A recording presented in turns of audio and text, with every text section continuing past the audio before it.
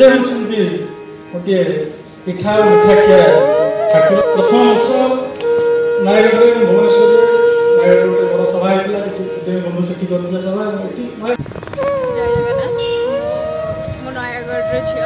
but Bhubaneswar रोचे नयगढ़ छेनापोड़ आम बहुत गर्व नयगढ़ जमी आम बड़ आम नयगढ़ सेमती आम छेनापोड़ भी आम बहुत बड़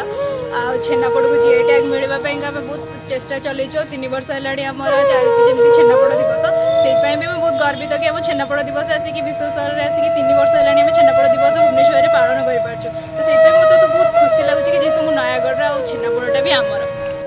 हाँ मु पूर्णचंद्र साहू महावीर साथन नयगढ़ प्रोप्राइटर एवं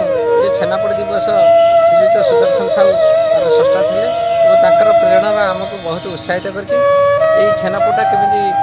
भल क्वालिटी हम एवं सारा लोकंर देश विदेश में यहाँ आदृत लाभ कर लोक गोटे खाद्य भाव में दैनंदिन खाद्य भाव में परिणत करे से तार प्रयास जारी रखीचु और यह केमी उत्तरोत्तर उन्नति हम से जो कमिटी आमको निर्णय कर मनोनीत कर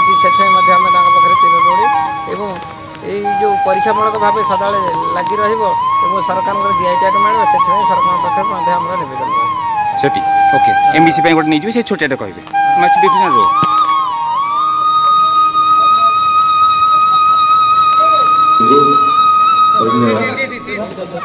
आवाहक आम समस्त अधिक सरस अधिक सुंदर दाबी पर गत वर्ष राज्य सरकार छेनापोड़ को जीआई टैग मान्यता आवेदन कर मीडिया प्राइवेट लिमिटेड को संयुक्त संयुक्त कर